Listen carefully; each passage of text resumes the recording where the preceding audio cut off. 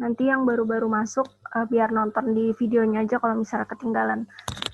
Suara saya cukup jelas ya? Jelas, Bu. Nanti kalau misalnya suaranya hilang atau misalnya screen-nya bermasalah gitu, nggak sesuai apa yang saya omongkan dengan screen yang tampil di kalian, langsung dipotong aja sayanya, dan maksudnya langsung ngomong aja, kalian di unmute aja. Nanti soalnya saya nggak buka WhatsApp selama ngajar, terus juga jarang buka chat yang di sini, yang di Zoom.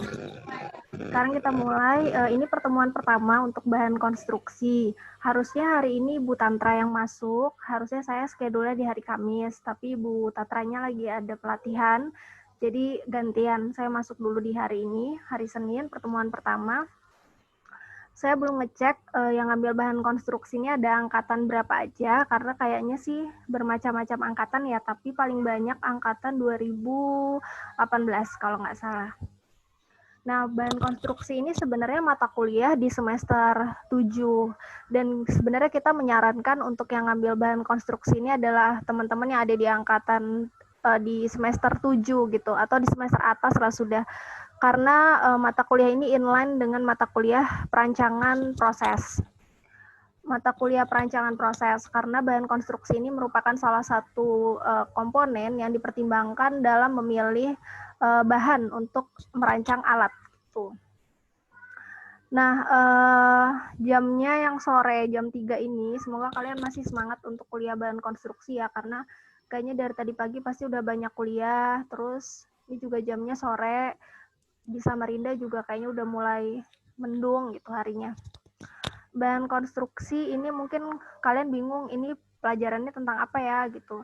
Mungkin kalau kemarin sempat ikut kuliah umum tentang kemarin, korosi dan lain-lainnya, itu berhubungan dengan bahan konstruksi ini. Ini sorry ya, di daerah rumah saya agak ribut, jadi suaranya mungkin agak kedouble sama suara tetangga di luar. Sekarang kita kontrak kuliah dulu. Untuk kontrak kuliahnya, skemanya skema 5, seperti biasa ada tugas, ada afektif, ada nilai UTS, dan ada nilai UAS. Untuk praktikumnya nggak ada, karena memang bahan konstruksi tanpa praktikum. Terus literatur yang digunakan di sini ada Fontana, bukunya Fontana, Corrosion Engineering, ada Surdia, kemudian ada Widarto.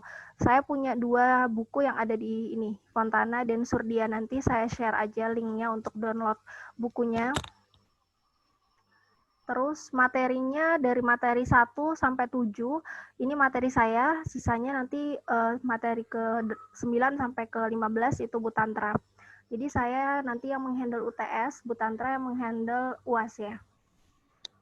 Untuk minggu 1 kita kontrak kuliah, pendahuluan, kemudian penggolongan bahan logam dan non-logam beserta sifat-sifatnya.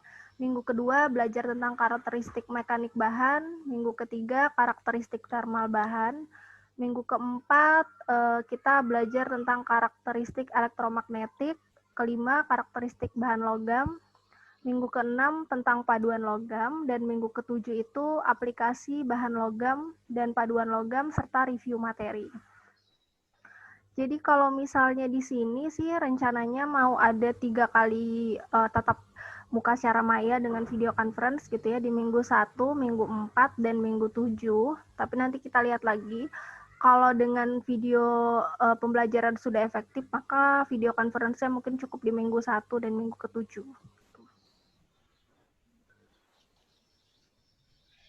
Jenis pertemuannya sama dengan mata kuliah saya yang lain.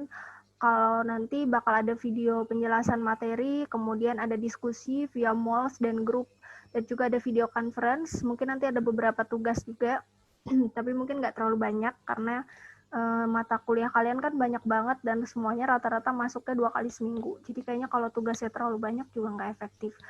Kecuali mungkin tugas yang dikerjakan sekarang tapi dikumpulinnya nanti gitu ya, karena kan kuliah kita kan harus selesai di akhir bulan Oktober kalau nggak salah, karena mau praktikum kan. Mungkin nanti ada beberapa tugas yang bisa di-delay, dikumpul setelah selesai pertemuan secara online gitu. Nah, bahan konstruksi. Kenapa sih kalian penting untuk belajar bahan konstruksi?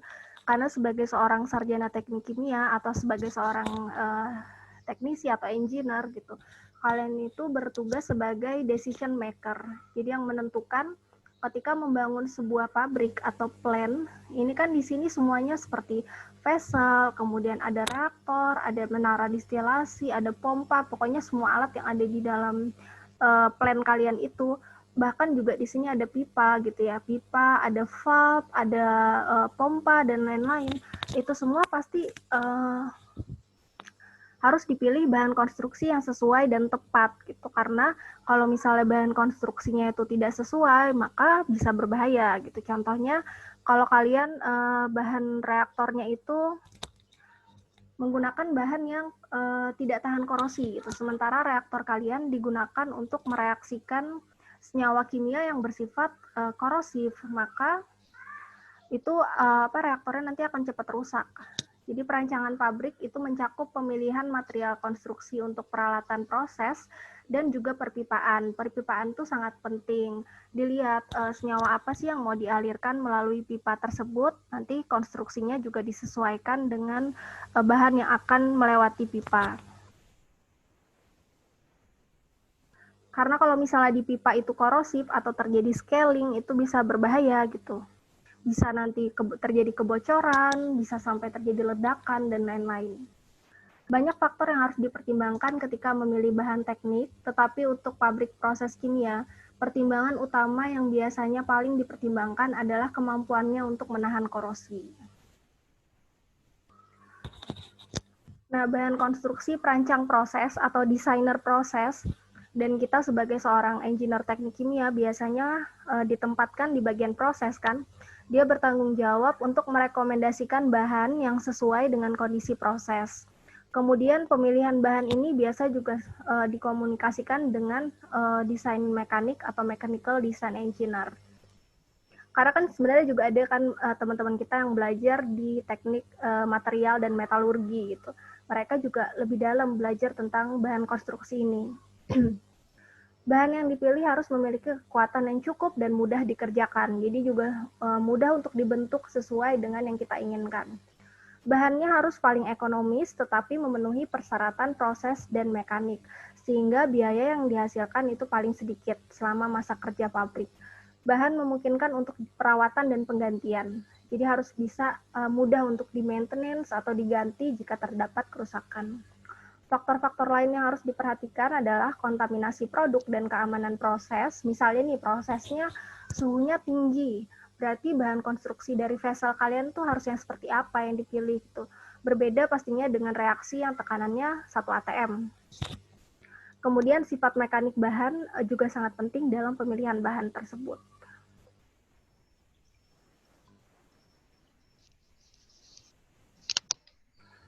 Karakteristik yang paling penting untuk dipertimbangkan ketika memilih bahan konstruksi, yang pertama adalah sifat mekanik. Dan sifat mekanik ini terbagi menjadi beberapa jenis.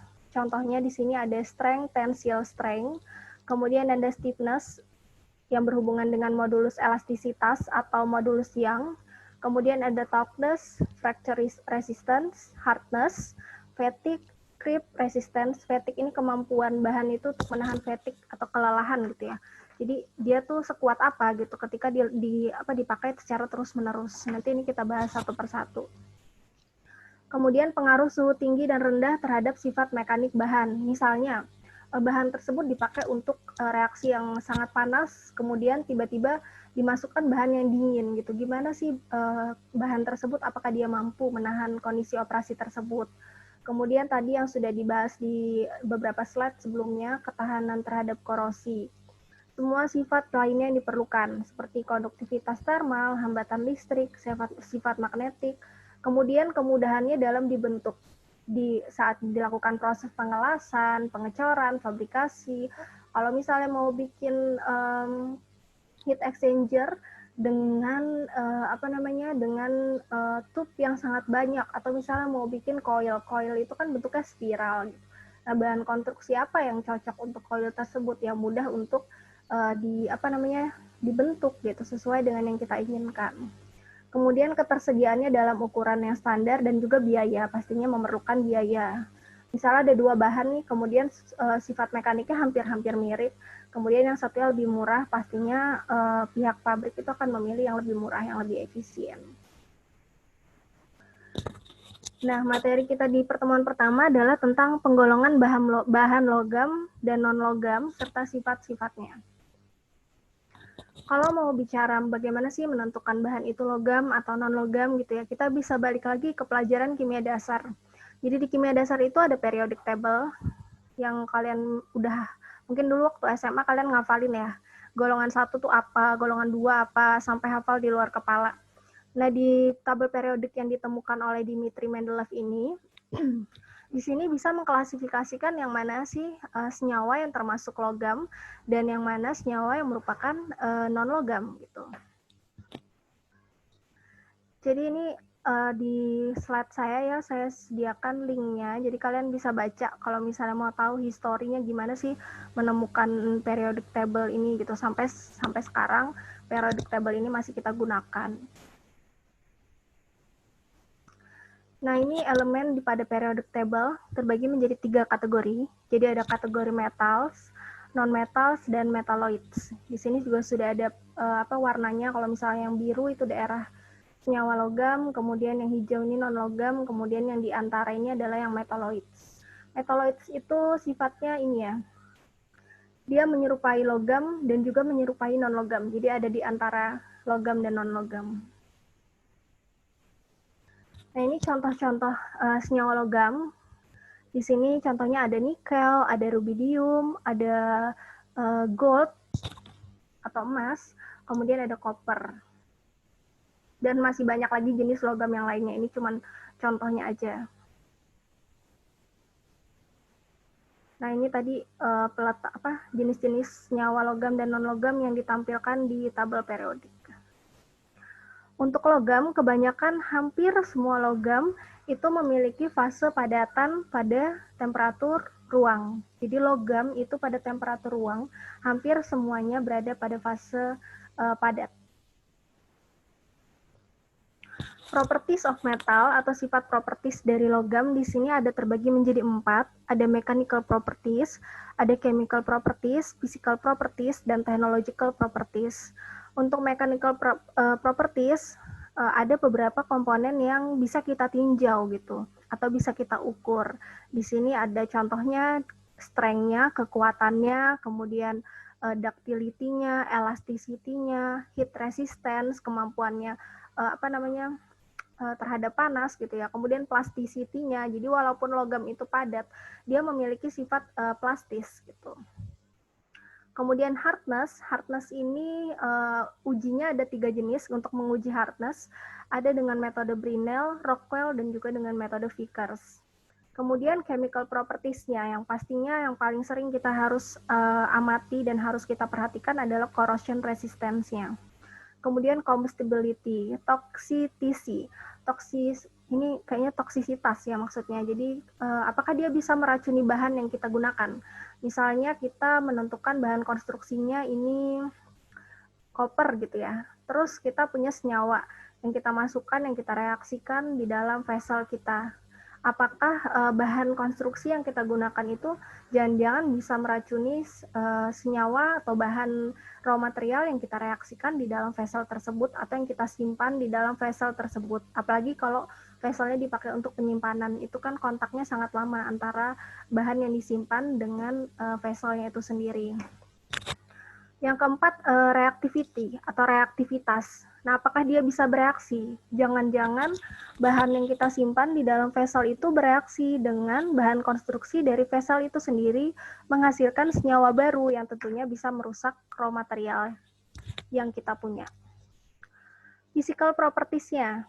Di sini ada melting point-nya, densitas, konduktivitas thermalnya, heat capacity, specific heat-nya atau CP, electrical resistivity, magnetic permeability atau mu-nya. Kemudian technological properties-nya, weldability, machinability.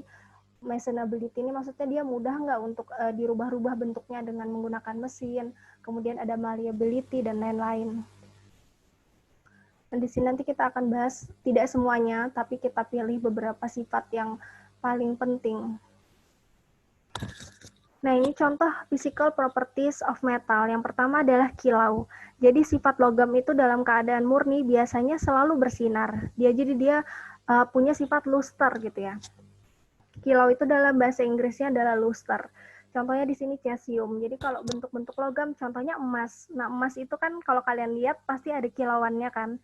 Nah, itu adalah salah satu physical properties dari logam, yaitu bersifat luster atau memiliki kilau. Logam bersinar dalam cahaya karena memiliki elektron bebas yang bergetar saat bersentuhan dengan cahaya, sehingga ketika dia kena cahaya, dia akan mengeluarkan kilauannya. Ini ada linknya kalau kalian mau baca lebih lengkap lagi. Saya sertakan linknya di dalam slide, nanti slide-nya saya upload di MOS. Kemudian sifat yang berikutnya adalah keuletan atau biasa disebut dalam bahasa Inggris ductility. Jadi logam itu rata-rata memiliki sifat yang bersifat ulet. Jadi mengakibatkan logam dapat ditarik menjadi kabel tipis. Kalau kalian sering kalau misalnya kabel listrik kan kalau misalnya dibuka di dalamnya itu ada wire-nya kan, ada logam, ada kabel tipis kan. Nah, itu kan biasanya terbentuk dari logam. Kenapa logam itu bisa dibentuk menjadi kabel-kabel tipis yang kalau misalnya kita belok-belokin gitu, itu bisa menjadi bentuk seperti gambar yang ada di slide ini, karena logam itu memiliki sifat ulet atau ductility itu sendiri. Nah, ini contohnya ketika tembaga dan besi dapat ditarik menjadi kabel tipis. Next-nya adalah sifat lunak atau malleability. Lunak di sini bukan seperti bubur gitu ya, bukan. Tapi sifat lunak yang di sini yang dimaksud adalah lentur atau kelenturan. Sehingga logam dapat dipukul atau dirubah menjadi lembaran-lembaran yang tipis. Salah satu contohnya adalah logam perak yang dipukul untuk membuat kertas perak dan digunakan untuk penghias permen. Contohnya ada di slide ini, di gambar ini. Kalian sering kan menggunakan bungkus seperti ini atau aluminium foil yang biasa kita gunakan di laboratorium, itu juga salah satu aplikasi dari sifat lunak atau kelenturan dari logam. Selanjutnya adalah konduktivitas. Jadi logam itu adalah konduktor panas dan listrik yang baik. Logam yang merupakan konduktor listrik terbaik adalah perak dan tembaga. Sedangkan timbal dan merkuri adalah konduktor listrik yang buruk gitu di antara semua logam yang ada. Logam juga memiliki titik leleh yang tinggi, kecuali cesium dan gallium yang memiliki titik leleh yang rendah. Karena itulah banyak sekali bahan-bahan yang digunakan untuk menghantarkan listrik itu pastinya berasal dari bahan-bahan yang tergolong di dalam jenis logam.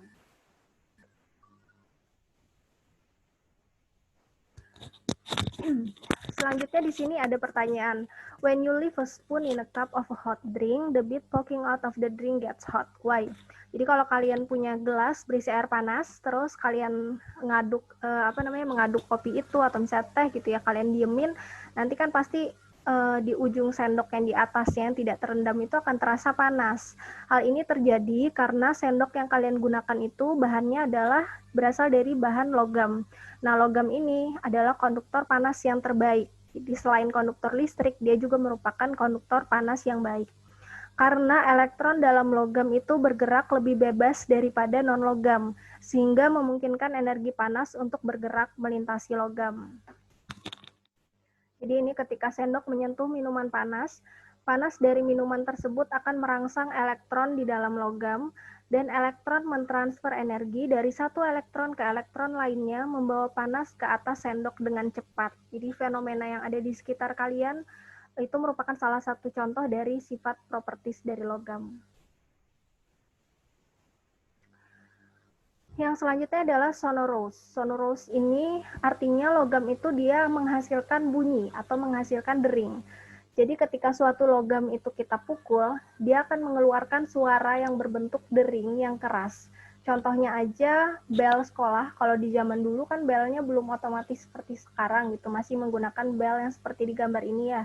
Nah kalau misalnya loncengnya ini kita, bukan bel sih lonceng ya, kalau loncengnya ini kita bunyikan, jadi itu kan pasti akan mengeluarkan bunyi yang nyaring. Itu juga merupakan salah satu physical properties dari metals yang kita sebut dengan sonorous. Sonorous ini saya belum ketemu translate untuk bahasa Indonesianya tuh yang pas apa gitu. Intinya dia mengeluarkan bunyi atau dering yang keras. Selanjutnya solid tadi, bahwa logam itu pada kondisi temperatur ruang, dia akan berbentuk padatan, kecuali merkuri. Merkuri adalah satu-satunya logam yang pada suhu ruang dia berbentuk kondisinya adalah pada fase cair. Tuh, ini contoh-contoh gambarnya, jenis-jenis logam yang berbentuk padatan.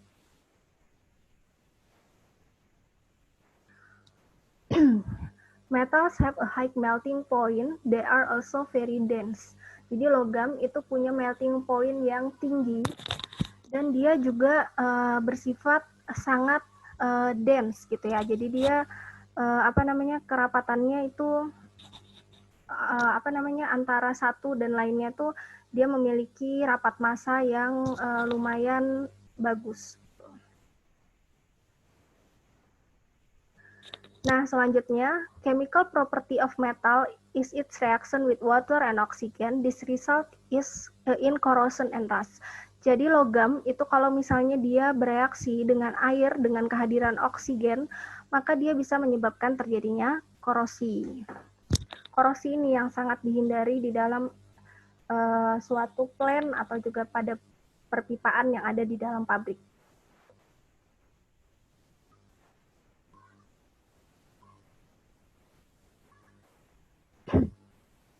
Kita bahas korosi dulu sedikit sebelum masuk ke non-metal. Korosi itu bisa diartikan sebagai kerusakan suatu material karena adanya reaksi, baik secara kimia maupun elektrokimia dengan lingkungannya. Korosi dapat berjalan dengan sangat cepat atau juga bisa berjalan dengan lambat. Nah, ini saya ambil dari bukunya Fontana yang judulnya Corrosion Engineering. Jadi korosif itu sangat bisa mengakibatkan kerusakan pada berbagai jenis gitu, dan korosi ini bisa diakibatkan oleh berbagai macam hal karena ada reaksi tadi kan dengan lingkungannya. Nah, lingkungannya itu macam-macam, bisa karena udara, bisa karena kelembapan, bisa karena adanya kehadiran garam, kemudian di sini adanya steam juga bisa kalau misalnya terlalu lama, terlalu banyak gitu ya, kemudian bisa mengakibatkan juga korosi kalau bahan konstruksinya tidak sesuai. Di sini ada banyak jenis-jenisnya, senyawa-senyawa yang bisa mengakibatkan korosi. Nah, ini contohnya korosi yang terjadi di industri petroleum kebanyakan diakibatkan karena adanya senyawa-senyawa seperti sodium chloride, sulfur, naphtha, gasoline, water, sulfuric acid pastinya yang mengakibatkan korosi. Nah, kemudian di sini proses kimia di suatu industri yang menggunakan temperatur tinggi dan juga tekanan tinggi sangat memungkinkan untuk meningkatkan produksi dari pabrik itu sendiri daripada proses lama yang menggunakan temperatur dan tekanan rendah. Nah, proses-proses dengan high temperature and high pressure ini biasanya menghasilkan yield yang lebih besar, terus speed-nya, kecepatan reaksinya lebih cepat, terus cost dari produksinya itu juga lebih rendah. Akan tetapi dengan tingginya temperatur dan pressure itu bisa mengakibatkan munculnya korosi yang tidak kita inginkan. Gitu. Ini hal-hal yang diakibatkan dampak negatif dari korosi gitu. Maintenance and operating cost bisa meningkat, terus plant shutdowns bisa shutdown plan-nya kalau misalnya terjadi korosi, kemudian terjadi kerusakan yang fatal, entah pipanya putus, bocor, dan lain-lain. Kontaminasi produk bisa, jadi produk yang kalian hasilkan nantinya tidak sesuai atau tidak murni. Kemudian ada loss of valuable products, produk yang kalian inginkan bisa hilang karena bereaksi dengan terjadinya korosi tersebut. Yang paling penting adalah efek on safety and reliability. Jadi kalau misalnya nggak safety, bisa aja pabriknya meledak gitu. Kalau pabriknya meledak, pastinya akan mengakibatkan kerugian yang sangat besar, nggak cuma untuk pabrik, tapi juga untuk lingkungan di sekitarnya. Dan product liability. Jadi product liability ini ketika kalian menghasilkan produk, kalian jual ke pasaran, ternyata produknya nggak sesuai, maka orang-orang konsumen kalian itu akan meminta ganti rugi. Gitu. Jadi itu termasuk kerugian dari produk liability. Nah, ini kita balik lagi ya ke slide yang tadi yang sebelum membahas korosi.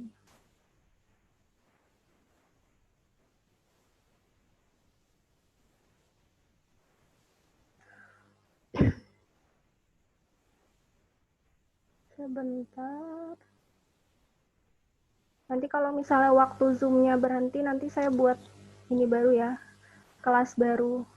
Tadinya mau pakai Google Meet, tapi tadi pagi nyoba Google Meet, di laptop saya nggak bisa nge-record, nggak tahu kenapa. Sekarang masuk ke properties dari non-metal. Oh, sebelum itu ini dulu, kegunaan aplikasi logam. Logam digunakan untuk berbagai keperluan, mulai dari pembuatan kabel dan lembaran, terus juga bisa digunakan untuk peralatan listrik. Logam juga digunakan dalam industri pembuatan mobil, mesin, kettle air, gadget, dan logam juga digunakan dalam pembuatan perkakas, karena dia bersifat konduktor panas yang baik dan pastinya juga digunakan di pabrik-pabrik kimia, chemical manufacturing plant. Kemudian masuk ke non-logam atau non-metal. Contoh-contoh senyawa non-logam ada sulfur, ada nitrogen, ada selenium, ada bromin, dan masih banyak lagi jenis-jenis lainnya. Ini di tabel periodik. Non-logam berada di bagian sebelah kanan, berada di kotak setelah garis zigzag. Kalian juga pasti udah tahu ini ya. Walaupun hidrogen, tapi hidrogen itu beda ya, walaupun dia ada di golongan 1, tapi hidrogen itu merupakan senyawa non-logam, jadi dia bukan logam. Non-logam adalah bahan yang tidak memiliki sifat logam, artinya tidak mengkilap. Tadi kan udah dijelasin bahwa kalau logam itu dia punya sifat luster, atau dia berkilau. Nah, kalau misalnya non-logam itu dia tidak memiliki kilau, jadi dia terlihat kusam. Kalau logam tadi kan kayak bersinar gitu kan. Nah, kalau non-logam itu dia bentuknya kusam kalau dari secara fisiknya. Kemudian dia tidak keras, jadi kebalikan dari sifat-sifatnya si logam tadi, tidak mudah melebur, tidak mudah dibentuk, dia tidak ulet juga. Jadi kalau misalnya ini kalian hancurin nih sulfurnya, pasti dia akan membentuk serpihan kan, dia nggak bisa dibikin kayak logam yang dibuat jadi kabel tipis gitu, atau dibuat lekukan-lekukan tuh nggak bisa, pastinya hancur nih. Kalau misalnya dipecahin akan hancur jadi serbuk gitu pastinya kalau non logam. Banyak bahan seperti batu bara dan sulfur yang sangat lembut dan terlihat kusam. Mereka terurai menjadi massa bubuk tipis yang sangat halus ketika kita pukul senyawa non logam tersebut. Non-logam tidak mengeluarkan bunyi, jadi dia tidak punya sifat sonorous. Jadi kalau kalian ketuk-ketuk-ketuk gitu, nggak akan muncul bunyi seperti logam. Dia merupakan konduktor panas dan listrik yang buruk. Beberapa contohnya adalah karbon, oksigen, belerang, dan lain-lain. Jadi kalau pengen membuat bahan yang bisa mengalirkan listrik atau yang panasnya bagus, jangan memilih bahan konstruksi yang bersifat non-logam ini. Kemudian, selanjutnya, physical properties dari non-metal. Sifat-sifat non-logam itu yang pertama tadi bersifat rapuh atau kusam, contohnya seperti batu bara dan sulfur. Tetapi untuk ini ya, ada jenis non-logam yang bersifat agak berbeda dengan jenis non-logam lainnya, yaitu berlian. Kemudian ada non-logam itu dapat berupa padatan, tapi ada juga yang cairan, atau bahkan ada yang bersifat fasenya gas di kondisi temperatur ruang. Non-logam adalah konduktor panas dan listrik yang buruk, terkecuali grafit. Non-logam tidak memiliki kilau, tidak menghasilkan suara dering, tidak memiliki kelenturan, tidak ulet, dan contoh-contohnya ini ada di sini dan masih banyak lagi contoh-contoh lainnya. Ini tadi physical properties yang pertama adalah rapuh atau brittle. Non-logam itu rapuh sehingga mudah pecah. Artinya non-logam tidak bersifat ulet. Tadi, jadi kalau kalian hancurin, nggak bisa dia dibuat jadi kabel-kabel tipis, tapi dia pastinya hancur jadi serbuk-serbuk. Contohnya di sini adalah fosfor. Kemudian non-logam memiliki kepadatan atau density yang rendah. Kalau logam itu tadi dia bersifat dense, atau density-nya itu tinggi, rapat masanya bagus. Nah, kalau non-logam ini kepadatannya atau density-nya itu rendah. Oleh karena itu dia mudah hancur. Walaupun dia bentuknya padat, tapi dia mudah hancur. Karena di dalamnya tuh banyak rongga-rongganya dibandingkan dengan senyawa logam. Non-logam juga memiliki titik leleh yang rendah. Itulah sebabnya mengapa non-logam adalah konduktor panas dan listrik yang buruk. Oksigen adalah salah satu contoh senyawa non-logam yang bersifat fasenya adalah gas. Metaloid. Nah, metaloid ini adalah senyawa yang berada di antara logam dan non-logam. Di sini contohnya ada germanium, ada silikon, ada polonium, dan ada arsenik. Physical properties dari metaloid, yang pertama adalah dia memiliki sifat logam dan juga memiliki sifat bukan logam. Jadi di antara keduanya. Metaloid adalah padatan yang bisa berkilau atau juga bisa kusam. Jadi dia punya dua sifat itu gitu. Ada yang berkilau, ada juga yang kusam karena dia di antara gitu ya, antara logam dan non-logam. Metaloid mengantarkan listrik dan panas lebih baik daripada non-logam, tetapi tidak sebaik logam. Metaloid mempunyai sifat yang sama seperti logam, yaitu dia malleable and ductile. Jadi dia bisa dibuat jadi apa tadi itu yang tipis-tipis gitu ya, lembaran-lembaran tipis. Contohnya itu jenis metaloid yang merupakan senyawa silikon. Jadi dia punya sifat non-logam juga, tapi punya sifat logam juga. Untuk alloy ini nanti kita bahas di pertemuan berikutnya, sekaligus dengan materi yang di minggu 2 ya. Ntar kita bukain lagi. Nah, jadi hari Kamis, saya masih nggak tahu Bu Tantranya masih bisa masuk atau masih pelatihan. Kalau misalnya masih pelatihan, nanti saya masuk ke karakteristik mekanik bahan. Jadi kita akan ngebahas tentang yang tadi.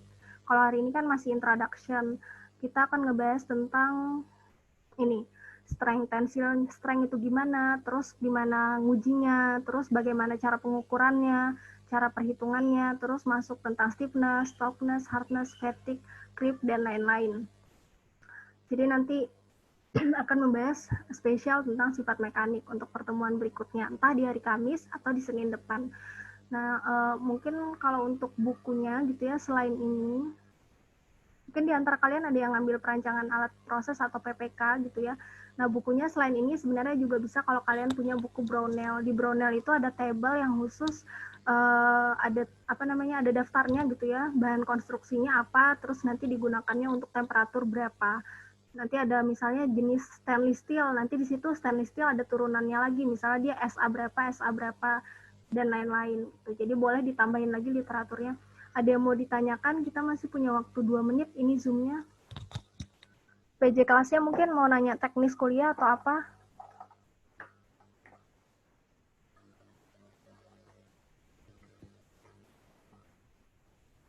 Nggak ada?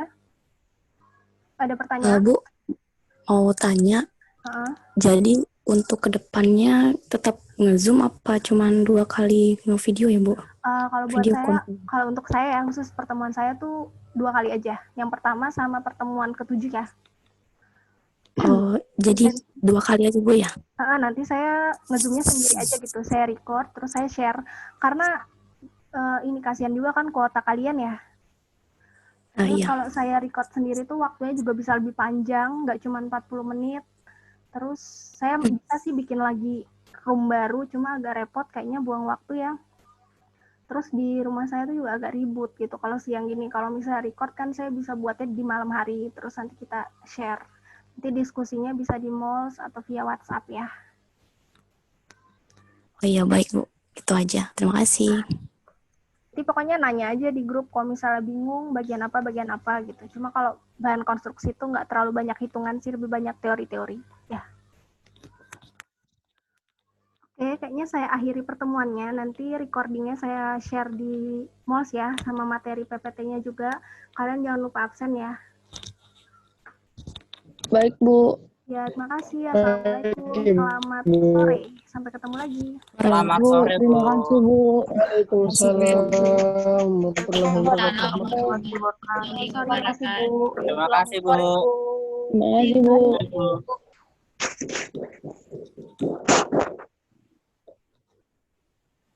Terima kasih.